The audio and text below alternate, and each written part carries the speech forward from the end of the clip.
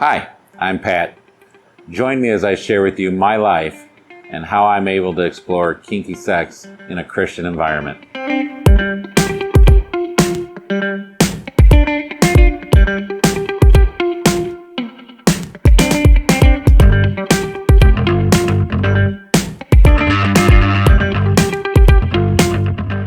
Hello again, all you beautiful people, and welcome back to another episode of the Kinky Christian Podcast. I'm your host, Pat, and today we're going to talk about a subject that's not so much about kink. And we'll do that. This ain't going to be just a strictly sex podcast, but this subject is kind of near and dear to my heart, and it's about being shamed. Now, I want to talk about this because it happens so much in our society, and it's something that doesn't really get brought up enough, in my opinion, because it's not cool. It's not cool. No matter how you look at it, shaming somebody for any reason, it's just bullying. And I'm not okay with that. So today I just kind of want to touch on shaming and how it affects people. So shaming, in my opinion, is done for a variety of reasons, but the ones that I want to kind of focus on today, a lot of people try to shame people because they're trying to control them. And let me give you an example of that. When someone does something, let's just say, for instance, if you're a Christian such as myself, and someone doesn't like what you're doing or disagrees with what you're doing, they always try to say something like, well, a good Christian wouldn't do that, or a good Christian wouldn't think that way. And they try to make you feel ashamed for what you're thinking, feeling, or doing. And that's just their way of trying to get you to do what they want you to do. Now, that's just an example. It happens, in other things other than Christianity. Friends may not like somebody that you're dating, or someone you're married to, or, the job you have, or your lifestyle. And so they all try to, I shouldn't say all, but there are friends, I have a few myself, that try to convince you by shaming you that you're wrong and you should feel or think the way they think. Now, it's okay to think differently. It's okay to feel differently. That's what makes this world go round. This is what keeps things exciting is differences. And we should, look at them differences and try to understand them. It's not something that should set us apart enough to where we feel we have to be negative and shame someone about our differences. Some people like to shame people because they're ashamed of something themselves. And I've experienced that too. If someone is, feeling a certain way, let's say, for instance, you have a friend who either cheated on their spouse or wants to cheat on their spouse or something, and you bring up something and say, you're married, and you say, oh, that's a pretty lady right there. They might, well, you shouldn't be saying that because you're a married man, or, they might feel ashamed of what they're feeling. So they're going to try to make you feel ashamed for something just to kind of make themselves, feel better, which is another reason why I believe people shame people, is they're trying to make themselves feel better, trying to elevate themselves by knocking someone else down. When in reality, we should be just trying to elevate ourselves by being better people. Trying to tear someone down is never, a good way to make yourself feel better. It's not.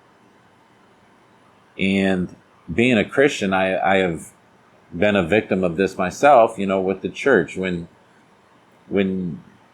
you get into the lifestyle like this, and it's something other than, missionary position and strict, this is how you do it. End of story. You start doing that, and people, you start talking to your Christian friends, and they look at you weird, and they're like, oh, God wouldn't approve, and a good Christian shouldn't do that, and, that's a sin. When in reality, I have yet to find anything in the Bible that says that. So it's just their ignorance coming through.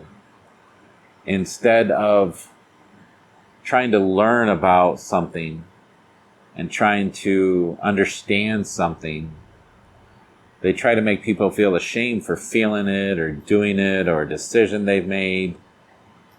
And it's not okay. It can really affect people. And it's not just sexually. I mean, people shame us over everything. If you're overweight, if you're underweight, if you're bald, I mean, come on now. Sexually, they do it if you have, if your penis ain't as large as a horse, or your boobs aren't as big as watermelons, or, there's a lot of body shaming that happens, not just, with sexual parts, but just regular body parts. And I think that's wrong. I think that's just a horrible thing to do. I was born with green eyes. I developed a hairy body. I'm not some super large, well-hung guy. Need I say more? I mean, come on now. I didn't choose to lose my hair. But yet people like to shame us because of that. And I just think that's wrong. They'll shame us for our personalities. If we're a little weird or a little different, well, you don't act normal, or, something's a little off with that person. Again, that's who we are. They'll shame us because of our intelligence levels.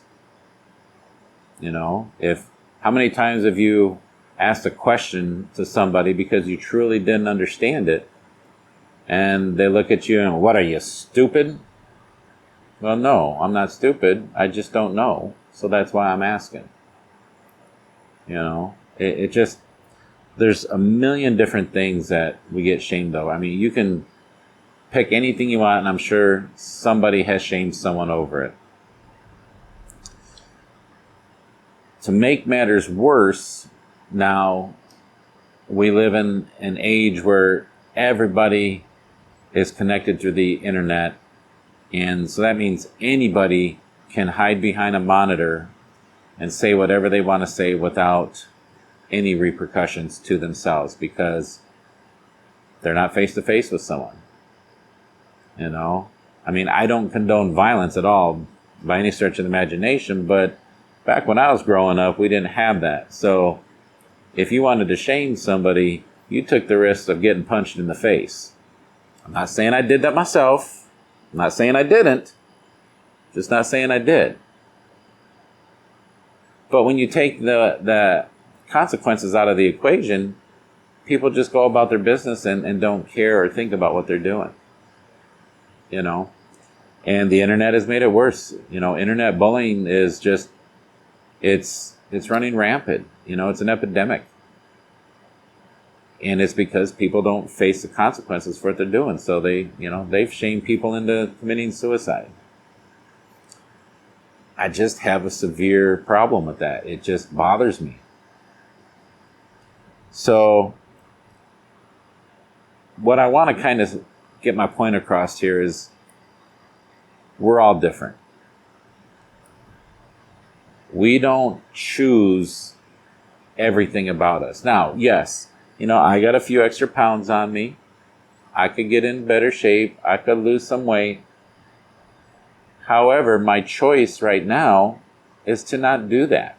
And that's my choice. I shouldn't be shamed for that choice. You know, I didn't choose to lose my hair. I didn't choose my green eyes. I didn't choose body hair. I should not have to defend, and that's what you feel like when you're being shamed, at least I do, that you have to defend that stuff. Or some people just jump on the bandwagon and make fun of themselves in an attempt to diffuse the situation, which then also can hurt that person inside. Now, I have no problems making fun of myself. I mean, I'm happy-go-lucky. But there are those who do it just as a defense mechanism, and it hurts. So, instead of shaming people, why don't we all come together? Let's all kind of make a pact right now. Let's all come together. And instead of using those words to destroy, let's use those words to encourage. Let's try to build people up instead of tearing them down. Let's feed into people. Now, don't confuse shaming with calling out poor actions and poor choices. I believe we should gracefully call out poor choices. If someone's, messing with a child or cheating on their spouse, I mean, those are poor decisions. Don't shame them because of them, but call them out. I mean, these are things that need to be dealt with. Same if someone is shaming, call that out. Call them out, but be graceful about it. Have a little grace, a little mercy. And don't just call them out and you're doing wrong. You're evil. Point out a better way. Point out a more positive way and offer your help to get them there. If it's a violent situation, get authorities involved. I know cops kind of have a bad rap nowadays, but the vast majority of them are good people trying to help the community. So get them involved. Take steps so people don't get hurt physically, emotionally, psychologically, because that stuff lasts forever. I can sit right now and I can think back to when I was a child, which was only a couple years ago. I can remember things that people did to me that really made me feel ashamed of myself. And it leaves a mark on you. So let's come together as a community and let's try to eliminate that. What I will say is I have noticed I've only been in the lifestyle and in the community for a couple years now. And it is one of the most loving and accepting communities out there. We have people of all races, colors, sizes, you name it. We're together and no one shames anybody. No one judges anyone. If they do, I've yet to see it. Other than predators and bullies on the internet. The people I've interacted with face to face, the vast, vast majority of them have been so inclusive and loving. It just does my heart good. I mean, we don't need more evil in this world. We're ashamed of so many things ourselves without people pointing out more.